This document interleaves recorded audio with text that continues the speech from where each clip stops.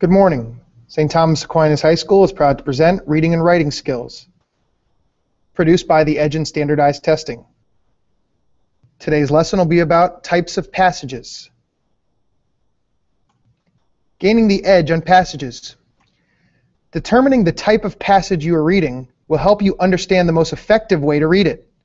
The three most common types of passages are below: narrative passages, argumentative passages, informative passages. Let's start with narrative passages. Narrative passages tell a story. Telling a story requires usage of characters and movement through time. Let's take a look at an example. Usage of characters. Stephen walked on his father's side. Movement through time. He recalled his own position at Belvedere School. It's the past. My signature is of no account, he said gently. You are right to go your way. Leave me to go mine. Present. And all these samples are from the same passage. This race and this country and this life produced me, he said. I shall express myself as I am, past and future. This sample is from A Portrait of the Artist as a Young Man by James Joyce. Notice the usage of characters and the movement through time. Once we know with the narrative passage, you should focus on the characters and the plot. You should also try to picture what you're reading as a movie in your mind. Characterization, the creation and convincing representation of a character's personality, motives, and relationship with others. Plot, the events that make up a story, particularly as they relate to one another in a pattern or in a sequence. It's important to note that because of time constraints, test makers will almost never present the entire story or narrative within a passage. Instead, they will choose one particular moment somewhere in the story and ask you to analyze it. So never feel confused if the passage happens to start in the middle. Argumentative passages. Argumentative passages take a side, using language that implies there is more than one position on a particular topic. Let's look at some examples of argumentative language. This question, as might have been expected, has been keenly debated in the present age and formed one main subject of the controversy. You notice the underlined words clearly highlighting some argumentative language. Now, this is what some great men are very slow to allow. They insist that education should be confined to a particular narrow end. The view taken of a university in these discourses is the following: that it is a place of teaching universal knowledge. This implies that its object is, on the one hand, intellectual, not moral, and on the other, that it is the diffusion and extension of knowledge. This is a sample from The Idea of a University by John Henry Newman. Once you know it is an argumentative passage, you should focus on the author's position, passion, purpose, and method of persuasion. It is also helpful to build a representation in your mind of the author. The position. Based on evidence from the passage, it's a statement that typifies the author's stance on the topic. Passion, the degree of intensity with which the author believes and defends his argument. Is he willing to go to war, or does he simply want to win? The purpose, the main goal of their argument. Some authors just want to start a conversation. Some authors really want to win. Some authors simply want to provoke thought. Method of persuasion, the style and techniques used by the author to convince you to take his side in the argument. There are several different methods of persuasion. Some authors will use a lot of facts and figures to prove their point. Others will use emotional appeal or shock appeal. Now let's discuss informative passages. Informative passages include detailed material, typically in an educational manner, that help the reader understand something not necessarily understood before. Let's look at examples of detailed material. On October 14, 1933, Hitler had abruptly quit the League of Nations and discontinued Germany's ongoing disarmament talks with France and her allies. Because the rest of the boat necessarily goes where the bow goes, Any deflection or irregularity of the stroke of the oarsman in the bow seat has the greatest potential to disrupt the course, speed, and stability of the boat. Notice this language, very detailed, and it almost seems like they're trying to explain something that maybe we didn't really understand previously. This is a sample from The Boys in the Boat by Daniel James Brown. Once you know it is an informative passage, you should focus on the main idea of the passage as well as the factual information used to support it. The main idea. This information can be found in topic sentences of each paragraph as well as the last sentence of the introductory and concluding paragraphs. Remember, professional writers typically write these, and they follow writing rules. Factual information. It's important to note that test makers prefer to focus on facts that have shock appeal, are counterintuitive, or are proof positive. These facts tend to carry more weight and more influence.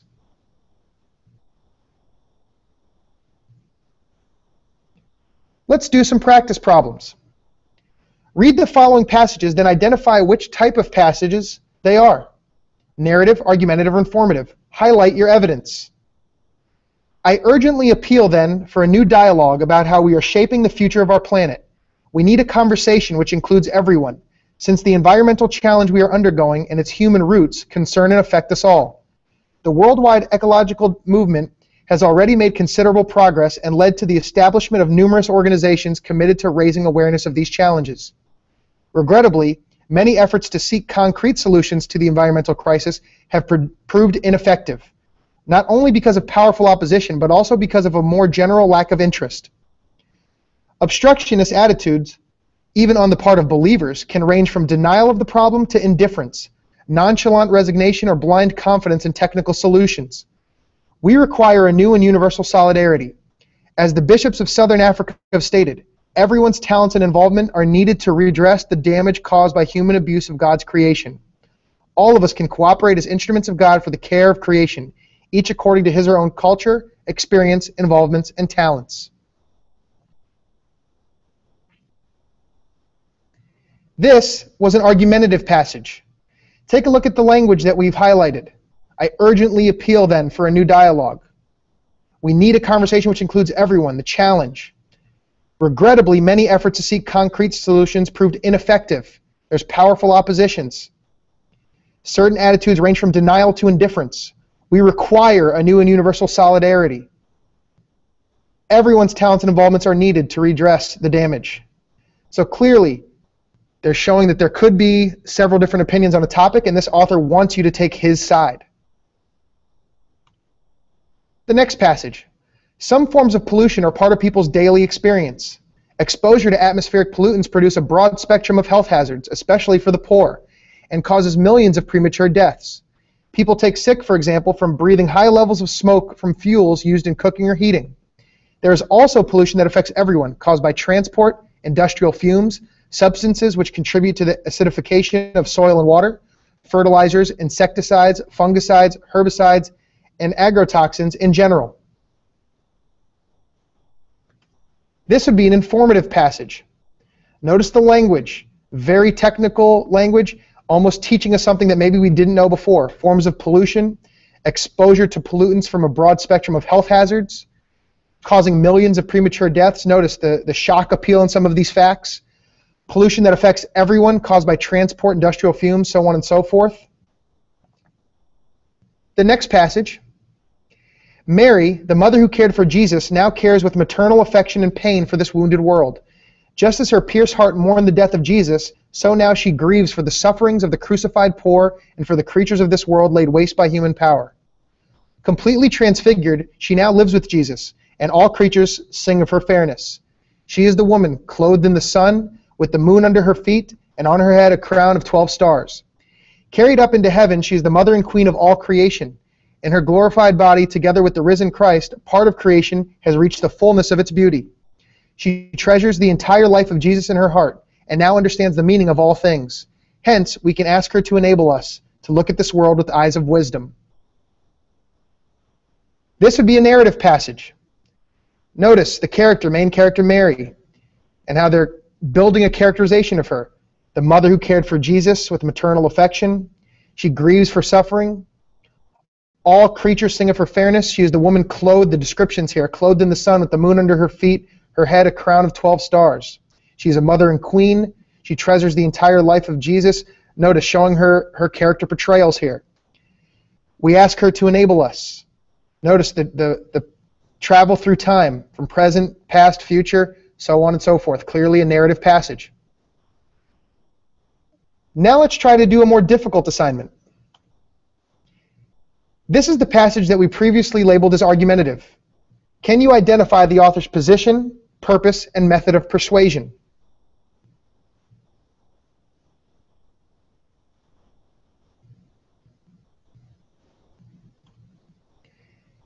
The author's position here is that there's already awareness, but we need to do more than just be aware. We need to be actively, even physically involved, part of the concrete solution.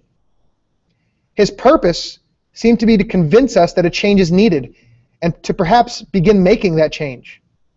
He had several different methods. First, he gave slight credit and then he took it back. Remember, he spoke of how we already have good awareness, but then he was quick to say being aware is not enough, that we haven't done enough with that. He generalized a lot.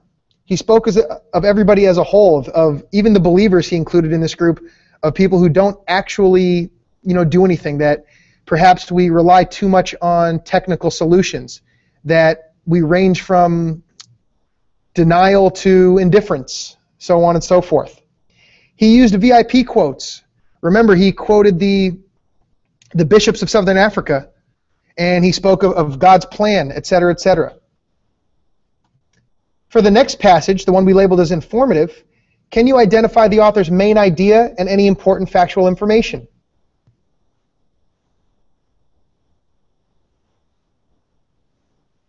The main idea was pretty much from the first sentence. Some forms of pollution are part of our daily experience. I'll add, they can affect some or all of us. Some intriguing facts here. The fact that exposure to atmospheric pollutants cause millions of premature deaths, that had definite shock appeal, maybe even counterintuitive. Then he spoke of how there is pollutants that affect everyone, caused by, etc., which contribute to, etc. Those facts seem almost proof positive. Finally, the passage that we labeled as narrative. Can you identify the main character and describe how the author portrays her appearance, personality, relationship with others, and motives? It does often help to picture the character's appearance, as we're supposed to picture this like a movie in our mind. Well, in this case, the main character was obvious. It was Mary. Her appearance, I viewed her as someone who's dressed in all white like an angel, caring and sympathetic face, almost like a part of nature. Remember, they clearly discussed her being clothed in the sun with the moon under her feet, and on her head a crown of 12 stars. Her personality, selfless, sympathetic, fair, powerful but not abusive of her power, very intelligent and very understanding. Relationship, she was not only the mother of Jesus, but they also mentioned the mother of all creation. That stuck out in my mind.